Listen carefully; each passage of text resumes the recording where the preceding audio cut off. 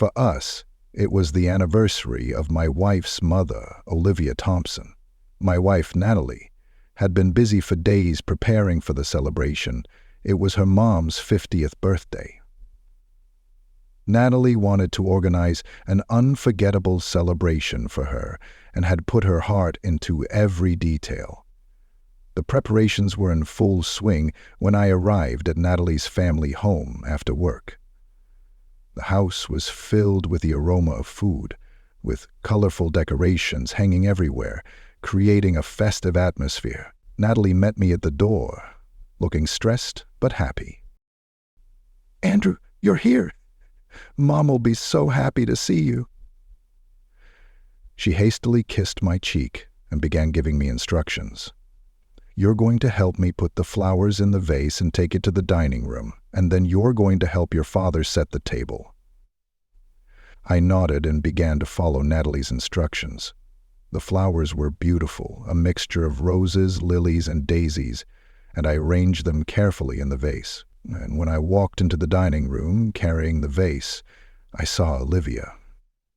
She was standing by the window, and when she heard my footsteps, she turned around. I couldn't help but stop. She looked stunning. In a red dress that left nothing to be desired, her hair was styled differently, and she had applied makeup. I was stunned. "Son-in-law," she said, smiling and opening her arms for a hug. I stepped into her embrace, breathing in the familiar scent, but it felt different now. There was something about her that night that made me see her in a new light. As I hugged her, I couldn't help but notice her body pressed against mine. I quickly pulled away, feeling guilty at the thought, but the feeling remained. The evening went very well. We ate, drank, and danced. Olivia was the center of attention, accepting all congratulations with grace and charm. I couldn't take my eyes off her. The way she moved as she danced, the way her dress fit her curves. She radiated confidence and charm, and I felt drawn to her in a way I'd never felt before. I felt the tension building up inside and realized I had to get out of there. I finally excused myself and went outside for some fresh air, hoping the cool night breeze would help me clear my mind. As I stood there smoking a cigarette, I heard footsteps behind me. I turned around and saw Olivia. Her presence caught me off guard, and my heart raced. "Andrew, what are you doing out here alone?" she asked. "You should be celebrating with everyone." I shrugged. "I just needed some alone time," I said, trying to sound casual. She stood next to me, and I felt the warmth of her body. And the night was quiet, and the only sound was the faint music coming from the house. Suddenly, she reached out and took the cigarette from my hand, bringing it to her lips for a puff. Her eyes met mine as she returned the cigarette, and her hand touched mine.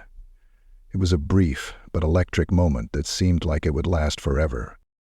We stood like that for a few moments, just looking at each other. There was an unspoken understanding between us, an invisible attraction that neither of us could resist. Then she slowly leaned over and pressed down with her, well, you know what. I knew I should have pulled away, but I couldn't. Her lips were beautiful and tantalizing, and I felt a rush of emotion in my legs that I couldn't control. She actually interrupted this and looked up at me with half-closed eyes, her breathing shallow.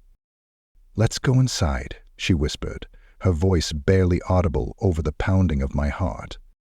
I obediently followed her as she led me into her bedroom. The house was crowded, but we moved unnoticed, as if we were in a world of our own. As soon as we entered, she pressed me against the door and did what I wanted again, this time more insistently. I felt her need and, unable to resist, let myself go. When she pulled off my shirt and pushed me onto the bed, I felt her warmth through the thin fabric of her dress. A sense of urgency, of desperate need, consumed us both. When it was over, she was about to leave, but then she turned and looked at me. "This will stay between us, Andrew. No one can know," she said, her eyes fixed on mine, and with those words she left the room, leaving me alone with my thoughts. I lay there for a long time, trying to comprehend what had just happened. Emotions overwhelmed me. Guilt, excitement, confusion. I had just given my mother-in-law a gift for her 50th birthday that no one else was supposed to know about. When I finally left the room and returned to my guests, I couldn't help but smile. The atmosphere was still festive. People were laughing and dancing, completely unaware of what had happened. I knew that I had just experienced something that most men could only dream of. And who knows, maybe it wouldn't be the last time, because Olivia was still a very attractive woman, and I had a feeling she wasn't done with me yet. As the night went on, I couldn't help but cast glances at her.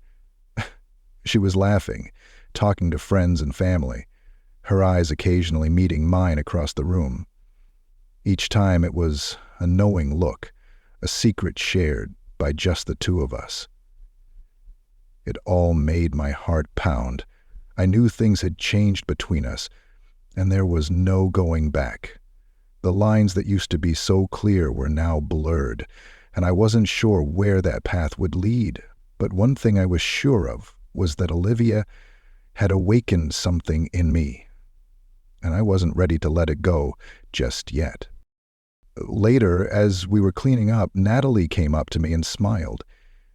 "Thanks for helping out today, Andrew. You made things so much easier," she said, and kissed me on the cheek. I smiled back, feeling guilty but strangely excited at the same time. I shifted my gaze to Olivia, who was standing at the other end of the room, and her eyes met mine again. She gave me a small, almost imperceptible smile, and then turned away. It was a promise, a hint of what might come next. And as I stood there, surrounded by my family, I couldn't help but wonder what the future held for Olivia and me.